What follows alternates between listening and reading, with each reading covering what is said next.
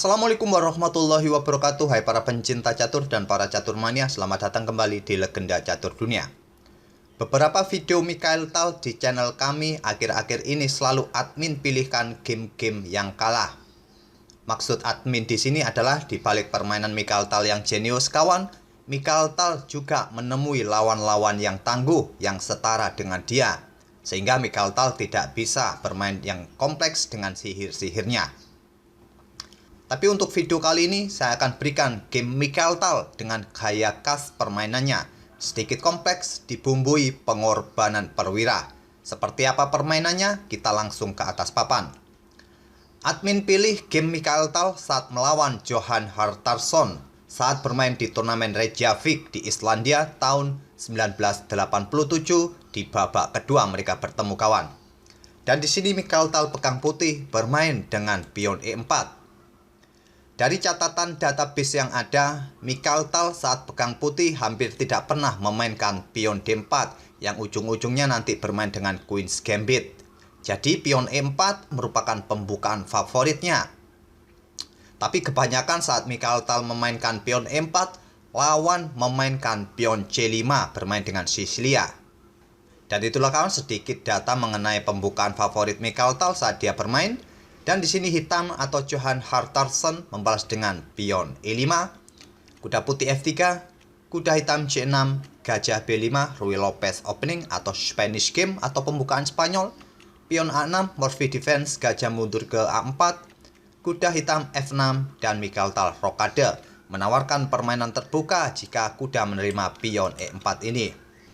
Hitam menolaknya dengan memainkan gajah E7, persiapan juga rokade pendek, beteng E1, pion B5, gajah mundur ke B3, dan hitam melakukan rokade pendek. Mikhail Tal melanjutkan dengan pion C3. Dan pada posisi ini kawan, langkah yang paling sering dimainkan oleh hitam pada posisi ini adalah pion D6, pion H6, atau jika ingin lebih agresif kawan, hitam bisa memainkan variasi Marshall Gambit, pion D5, yang nanti berujung ke dalam permainan Marshall counter attack, yaitu setelah pion E pukul pion D5 dipukul balik oleh kuda putih pukul pion E5 dipukul balik oleh kuda hitam dipukul balik oleh beteng putih, selanjutnya pion C6 atau kuda lompat ke peta F6 merupakan variasi original dari Marshall counter attack. Tapi kebanyakan di era modern ini hitam akan melanjutkan dengan pion C6, pion D4, gajah D6, beteng E1, dan menteri ke H4, pion G3. Ini merupakan langkah-langkah dalam permainan Marshall counter attack dalam permainan Ruy Lopez.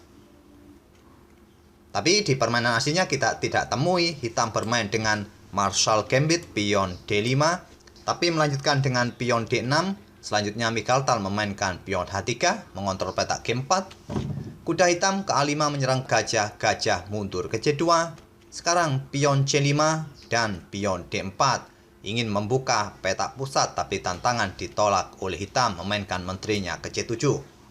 Mikhail Tal melanjutkan pengembangan kuda B ke D2, gajah hitam D7, kuda putih bermanuver ke F1, biasanya tujuannya jelas ingin bermanuver kembali ke G3. Sekarang pion C pukul pion D4 dipukul balik oleh pion C, dan beteng A bergeser ke C8 menyerang gajah. Kuda akhirnya lompat ke peta E3 kawan untuk membantu backup pada gajahnya dari serangan hitam ini.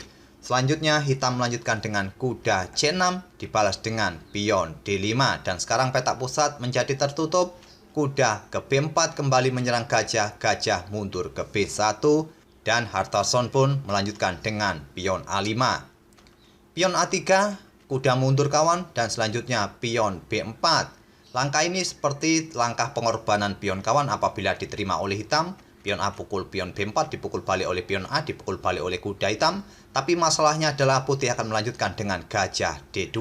Dan posisi kuda hitam ini terjebak. Dia tidak bisa lari ke peta D3 karena ada gajah. Dia tidak bisa lari ke peta C2 juga karena ada gajah dan menteri. Ataupun dia tidak bisa kembali ke peta A6 karena ada beteng.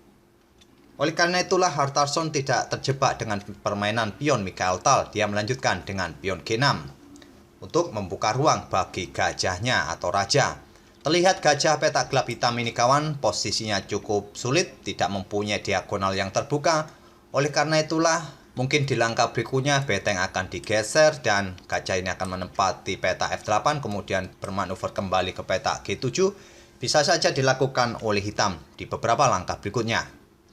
Mikhail Tal melanjutkan dengan gajah D2, pion A pukul pion B4, dipukul balik oleh pion A, dan menteri bergeser ke B7 melindungi kudanya.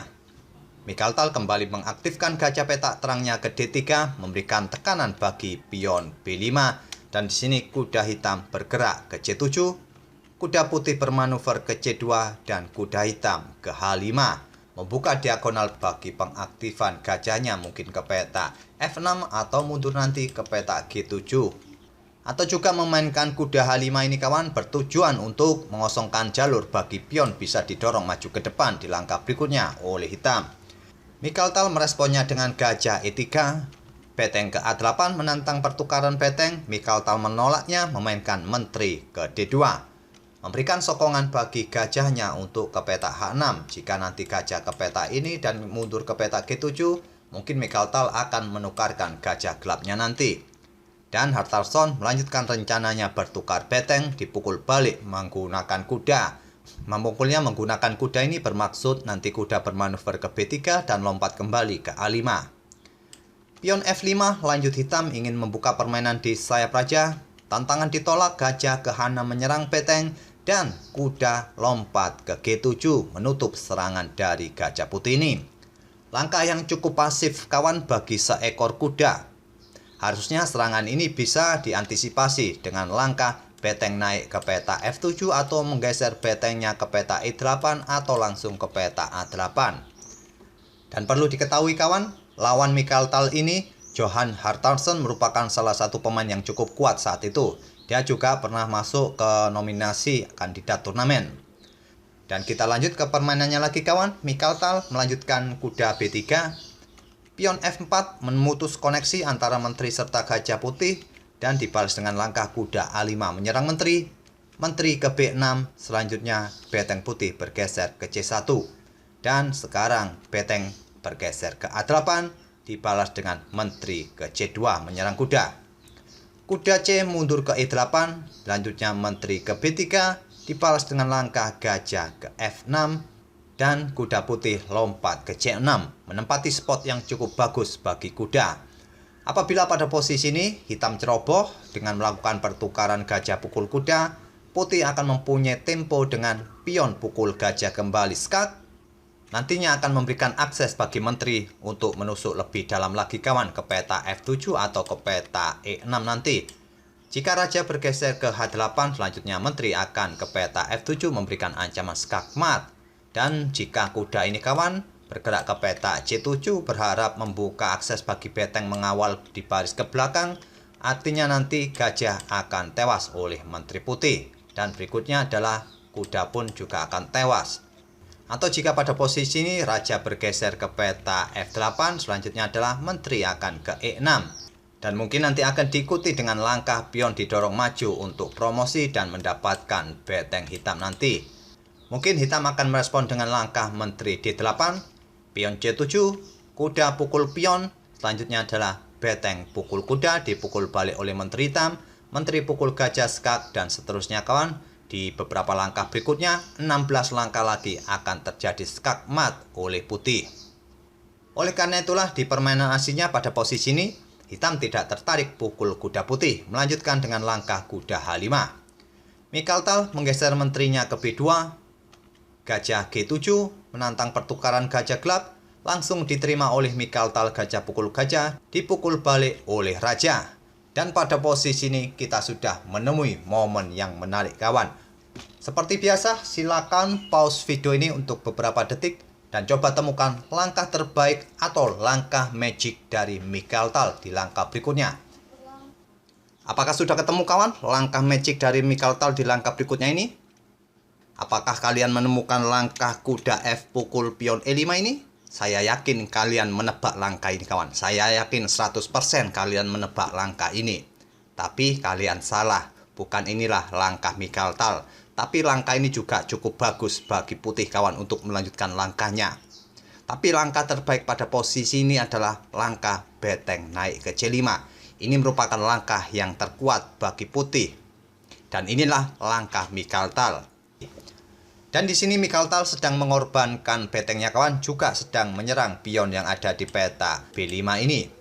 Apabila pengorbanan beteng ini diterima oleh pion hitam, selanjutnya adalah kuda F pukul pion E5 dan bersiap memberikan ancaman skak dan menyerang menteri nantinya kawan, atau menyerang gajah, atau bisa lompat ke peta C4 untuk menyerang menteri hitam.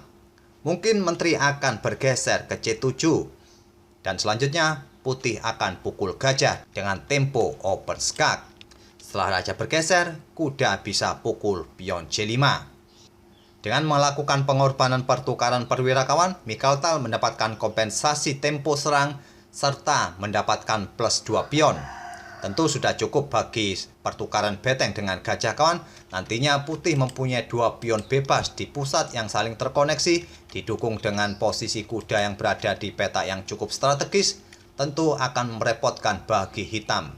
Ataupun salah satu pion ini bisa saja nanti akan menjadi menteri. Oleh karena itu pada posisi ini hitam tidak berani menerima pengorbanan beteng putih, melanjutkan langkahnya menggeser menteri ke A6. Mungkin persiapan untuk mengadu menterinya nanti kawan di peta A1 ini. Dan Mikhail Tal pun pukul pion B5 menggunakan beteng dan persiapan memberikan discover attack bagi menteri hitam ini. Pada posisi ini kawan, mungkin langkah menteri hitam beradu dengan menteri putih di A1 bisa jadi pilihan bagi hitam. Tapi tetap saja kawan, dengan variasi ini putih akan tetap unggul karena unggul pion di sini. Tapi variasi ini lebih baik dari apa yang dilakukan oleh Hartarson pada posisi ini.